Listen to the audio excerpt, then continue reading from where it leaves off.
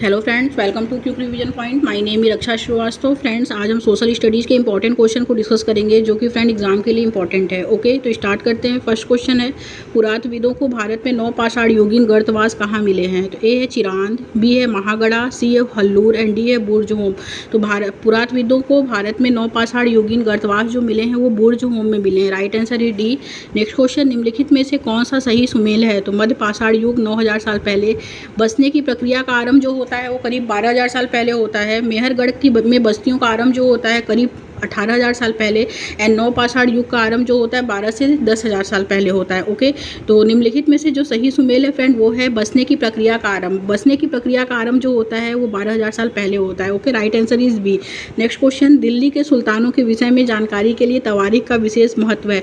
निम्नलिखित में से कौन सा कथन तवारीख के विषय में सही नहीं है? ओके, तो ए है फ्रेंड, तवारीख की भाषा अरी है। ओके, तो अरी नहीं है, तवारीख की भाषा जो होती है वो फारसी होती है। ओके, और तवारीख के लेखक जो होते हैं नगरों में रहते हैं। तो यस, तवारीख के लेखक जो रहते थे वो नगरों में रहते थे, गांव में नहीं रहते हैं। तो ये गलत है, ये सही है। ओके, और सी इसमें है कि तवारीख के लेखक अक्सर अपने इतिहास सुल्तानों के लिए उनसे ढेर सारे इनाम इकराम पाने की आशा में लगे रहते थे। ओके, और ये लेखक शासकों को जन्मसिद्ध अधिकार और लिंग भेद पर आधारित आदर्श समाज व्यवस्था बनाए रखने की सलाह देते थे। ओके, तो इसमें जो नहीं है वो करेक्ट आंसर ए हो जाएगा। फ्रेंड्स, आगे देखते हैं। 14वीं शताब्दी का एक ग्रंथ लीला तिलकम निम्नलिखित में से किस विषय पर लिखा गया है? तो ए है फ्रेंड, इसमें केरल का मंदिर रंगमंच, बी है चेरों के राज्यकार्य निर्वहन की कला, सी है व्याकरण तथा काव्यशास्त्र एंड डी है संगीत।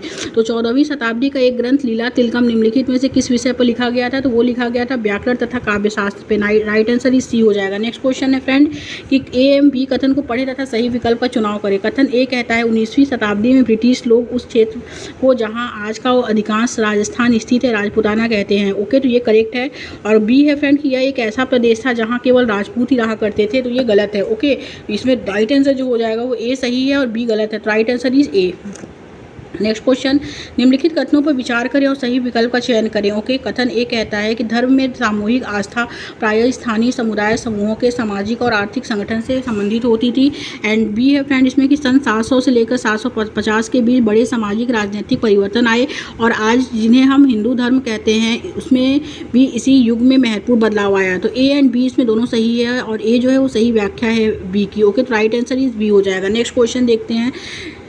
कथन ए तथा बी कथन को पढ़ें तथा सही विकल्प का चुनाव करना है। अभी कथन ए है कि भारतीय व्यापार द्वारा ईस्ट इंडिया कंपनी ने बहुत ज़्यादा लाभ कमाया, करेक्ट है। एंड कारण आर है कि उन्होंने भारतीय कपड़ा उद्योग को खरीदने के लिए कृषकों और जमींदारों से राजस्व इकट्ठा किया। तो ये भी करेक्ट है।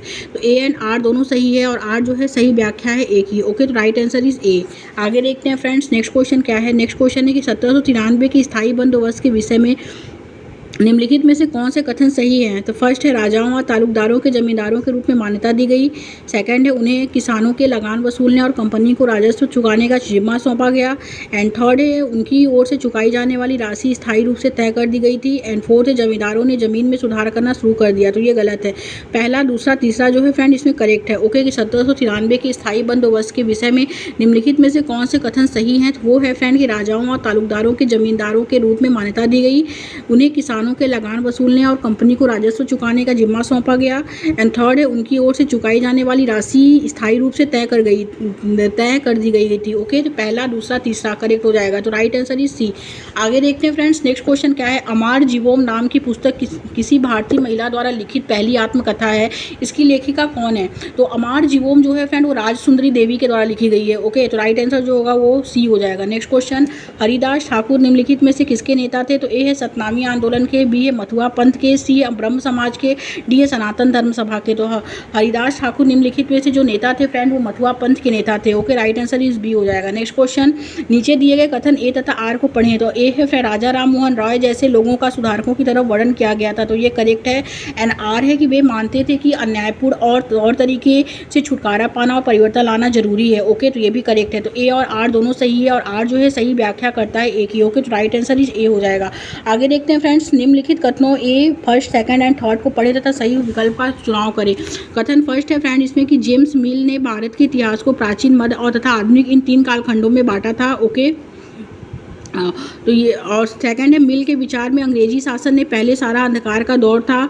और थर्ड है कि मिल की राय में ब्रिटिश शासन भारत को सभ्य बना सकता था। ओके, तो दूसरा तीसरा इसमें करेक्ट आंसर हो जाएगा कि मिल के विचार में अंग्रेजी शासन से पहले सारा अंधकार का दौर था और मिल की राय में ब्रिटिश शासन भारत को सभ्य बना सकता था। तो दूसरा और तीसरा इसमें करेक्ट, दूसरा और तीसरा इसमें राइट है, लेकिन फर्स्ट जो है वो गलत है, क्योंकि जेम्स मिल ने अपने भारतीय इतिहास को जो बांटा था वो प्राचीन, मध्य तथा आधुनिक इन तीन कालखंडों में जो बांटा था, तो वो जो है ये गलत है। ओके, ये तो राइट आंसर जो होगा वो दूसरा और तीसरा हो जाएगा। Correct answer is second. Next question, निम्न कथनों को पढ़िए तथा सही विकल्प का चयन कीजिए।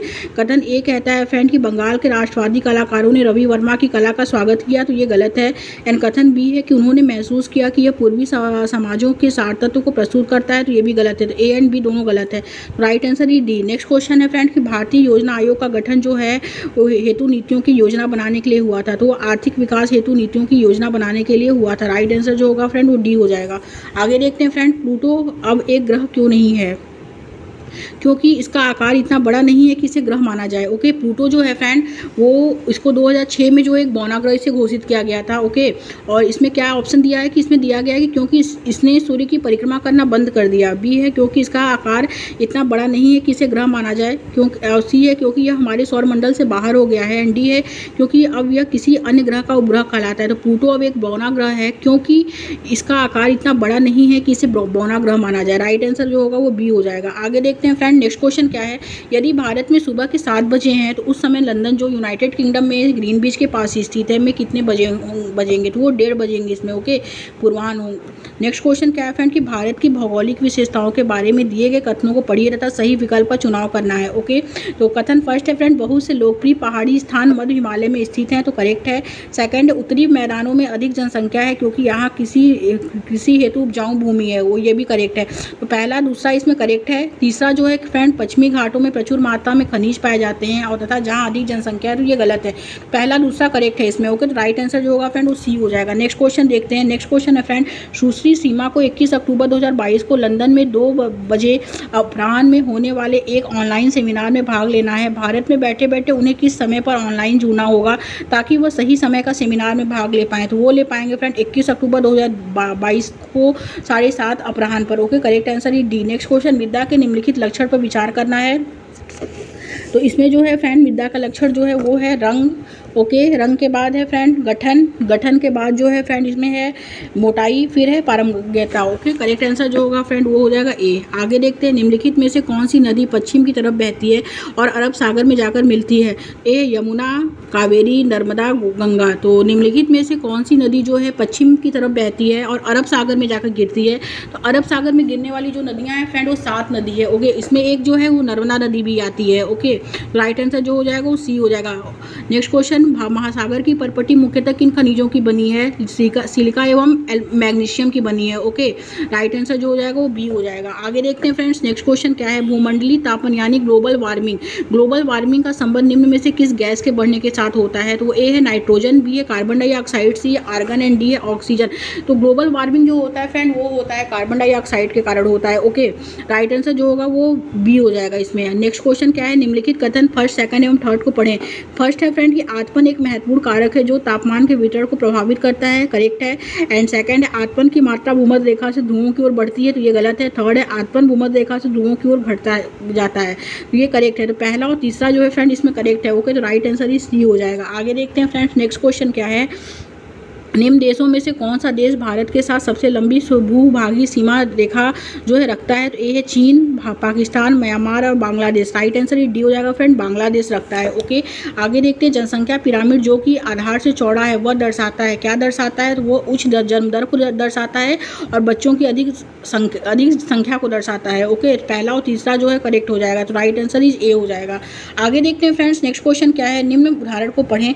अमेरिका के विश्वविद्यालय से स्नातकोत्तर उपाधि प्राप्ति के बाद राजेश भारत छोड़कर अमेरिका में बस गया। प्रवास विषय पढ़ाते समय इस उदाहरण को किस चर्चा के लिए प्रयोग किया जा सकता है? तो ए है अपकर्ष कारक एवं अप्रवास, बी है प्रतिकर्ष कारक एवं अप्रवास, सी है अपकर्ष कारक एवं उत्प्रवास, एंड डी है फ्रेंड प्रतिकर्ष कारक एवं उत्प्रवास। तो राइट आंसर इज सी, अपकर्ष कारक एवं उत्प्रवास। ओके, आगे देखते हैं, निम्नलिखित में से किस फसल को वृद्धि के लिए 210 पाला रहित दिन और तेज चमकीली धूप की आवश्यकता होती है?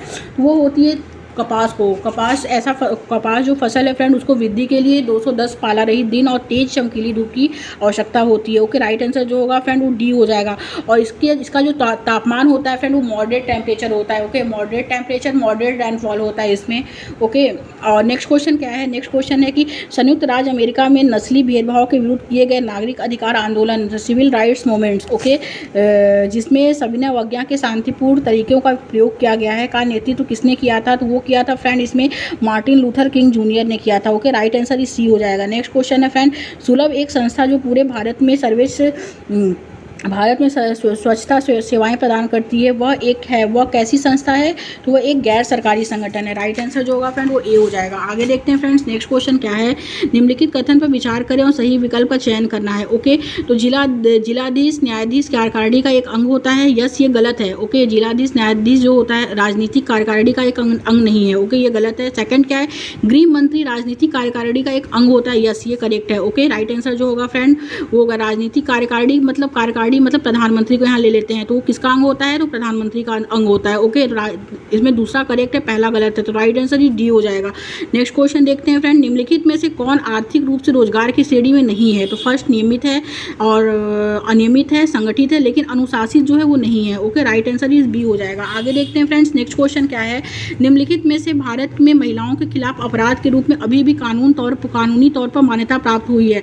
ए, दहेज लेना, बी है वैवाहिक बलात्कार, सी है पत्नी को मानसिक यातना देना, एनडीए कार्यस्थल पर यौन उत्पीड़न। तो राइट आंसर जो होगा फ्रेंड उसमें बी हो जाएगा, वैवाहिक बलात्कार। ओके, वैवाहिक बलात्कार जो है फ्रेंड वो कानूनी तौर पर मान्यता प्राप्त नहीं है। ओके, राइट आंसर इस बी हो जाएगा। आगे देखते हैं फ्रेंड, उत्तर प्रदेश के चित्रकूट जिले में 8 दलित महिलाओं द्वारा संचालित एक प्रसिद्ध समाचार पत्र खबर लहरिया किस स्थानीय भाषा में प्रकाशित होता है? तो वो बुंदेली भाषा में जो है प्रकाशित होता है। राइट आंसर इस सी हो जाएगा। आगे देखते हैं फ्रेंड, संचार माध्यमों के संदर्भ में एक सजग दर्शक होता है। कौन होता है? तो वो होता है जो संचार माध्यमों के दर्शाए हुए विषयों का आनंद भी ले और उन पर जश्न भी उठाए। ओके, करेक्ट आंसर जो होगा वो सी हो जाएगा। नेक्स्ट क्वेश्चन देखते हैं फ्रेंड, वन भारतीय संविधान की समवर्ती सूची में शामिल किए गए हैं। ओके, राइट आंसर जो होगा वो सी हो जाएगा, क्योंकि सूचियां 3 प्रकार की होती हैं। एक होता है कॉन्करेंट लिस्ट, एक होता है स्टेट लिस्ट, एक होता है कॉन्करेंट एंड स्टेट दोनों लिस्ट होता है। ओके, तो इसमें एक शिक्षा को जो है वो समवर्ती सूची यानी कॉन्करेंट लिस्ट में जो है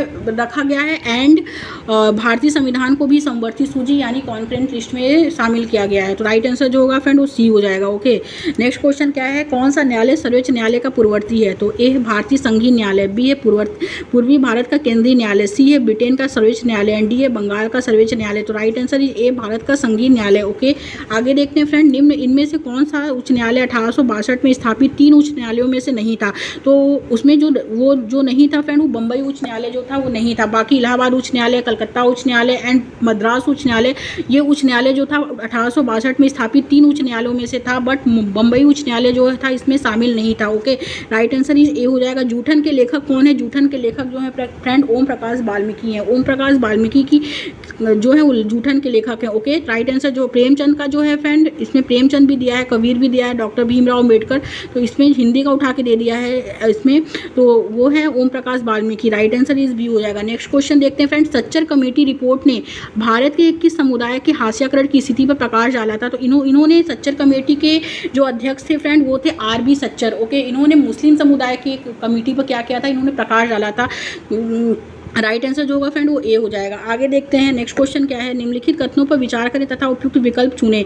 तो कथन ए है फ्रेंड कि रूढ़िबद्ध धारणाएं हमें किसी व्यक्ति विशेष को उसकी विशिष्ट गुणों के साथ देखने से रोकती हैं, ये करेक्ट है। एंड कथन बी है फ्रेंड कि रूढ़िबद्ध धारणाएं बड़ी संख्या में लोगों को एक ही प्रकार के खांचे में जड़ देती हैं। ओके, तो ये भी करेक्ट है। तो ए एंड बी दोनों सही है और बी है जो है फ्रेंड वो एक ही सही व्याख्या है। ओके, तो राइट आंसर इस सी हो जाएगा। आगे देखते हैं फ्रेंड्स नेक्स्ट क्वेश्चन क्या है?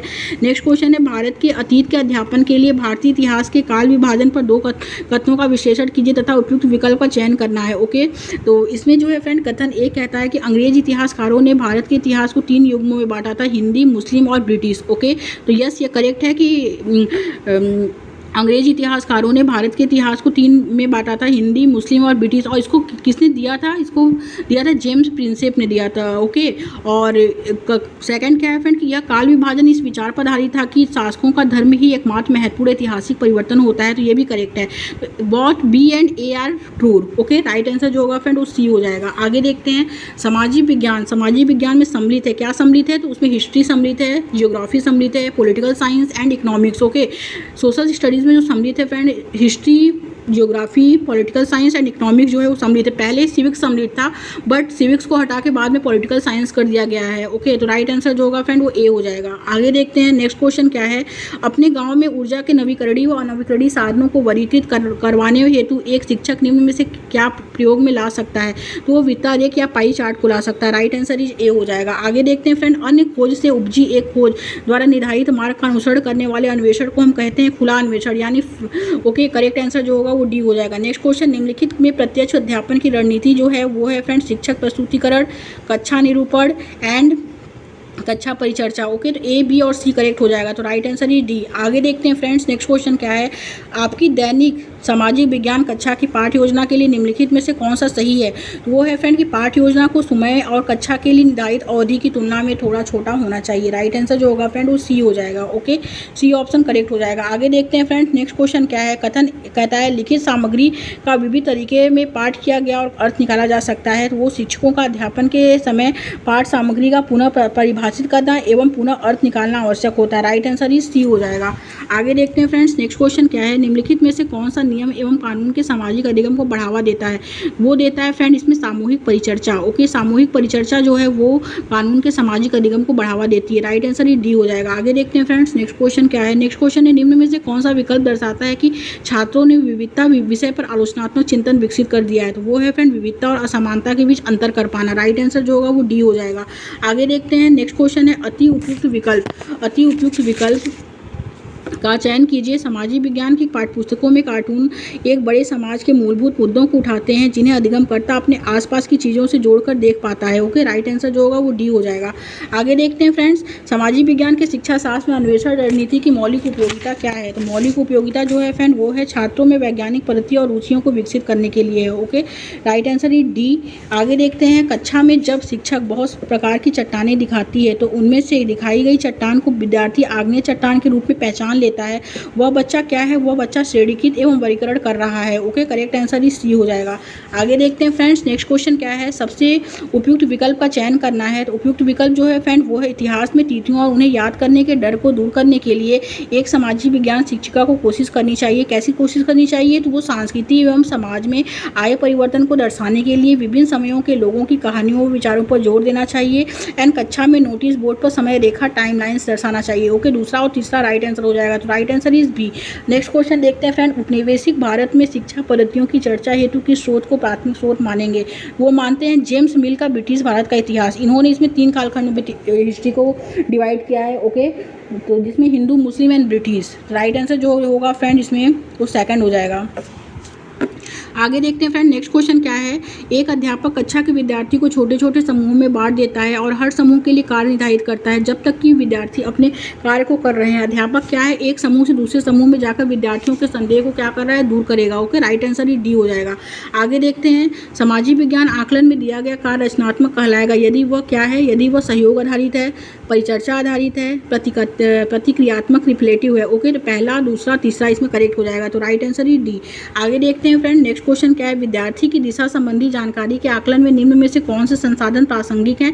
तो वो है ग्लोब है और मानचित्र है। ओके, ग्राफ और टाइमलाइन ये गलत है, तो राइट आंसर ही डी हो जाएगा। आगे देखते हैं फ्रेंड निम्नलिखित कथनों पर विचार करें और सही विकल्प का चयन करना है। तो कथन ए कहता है फ्रेंड रिफ्लेक्टिव चिंतन एवं अन्वेषण समस्याओं एवं प्रश्नों में विद्यार्थियों के सक्रिय भागीदारी के विचार पर आधारित है, तो ये करेक्ट है। एंड कथन सेकंड है फ्रेंड कि अन्वेषण ऐसे प्रश्न के साथ संबंध रखता है जिनका उत्तर आंकड़ों मात्र से नहीं दिया जा सकता है, जबकि जबकि रिफ्लेक्टिव चिंतन पूर्वानुमान लगाता है कि पर्याप्त आंकड़े समस्या सुलझाने में विद्यार्थियों को सहायता करेंगे। ओके, तो ये गलत है, तो ए सही है, आर गलत, बी गलत है। ओके, तो राइट आंसर जो होगा फ्रेंड वो सी हो जाएगा। आगे देखते हैं, सामाजिक विज्ञान की कक्षा में रचनात्मक आकलन का उद्देश्य जो होता है वो प्रत्येक विद्यार्थी की आवश्यकताओं एवं अधिगम की शैली का पता करना होता है और अध्यापन अधिगम संसाधनों को सुधारना होता है और स्व आकलन की प्रक्रिया में अधिगमकर्ता को सम्मिलित करना होता है। तो ए, सी और डी राइट आंसर हो जाएगा। राइट आंसर डी हो जाएगा। नेक्स्ट क्वेश्चन है फ्रेंड कि सामाजिक विज्ञान की कक्षा में आकलन के निम्नलिखित स्तरों को बढ़ते क्रम में लगाना है। तो पहले फ्रेंड अध्यापन एवं अधिगम के प्रभाव की सीमा के बारे में सूचना संग्रहित करना, फिर है इसमें सूचना अभिलेख, फिर है इसमें एकत्रित सूचना का विश्लेषण करना एवं रिपोर्ट बनाना, एंड फिर है सुधार के लिए सूचना का उपयोग करना। ओके, तो राइट आंसर जो होगा फ्रेंड वो ए हो जाएगा। इसमें ये लास्ट क्वेश्चन है। पहले जो होगा इसमें सी होगा कि अध्यापन एवं अधिगम के प्रभाव की सीमा के बारे में सूचना संग्रहित करना होता है। उसके बाद जो होता है फ्रेंड सूचना अभिलेख होता है, फिर होता है फ्रेंड इसमें एकत्रित सूचना का विश्लेषण करना एवं रिपोर्ट बनाना, फिर होता है सुधार के लिए सूचना का उपयोग। ओके, तो राइट आंसर सी के बाद जो होगा वो ए, फिर होगा फ्रेंड डी, फिर होगा बी। ओके, राइट आंसर जो होगा फ्रेंड वो ए हो जाएगा। Thank you friends.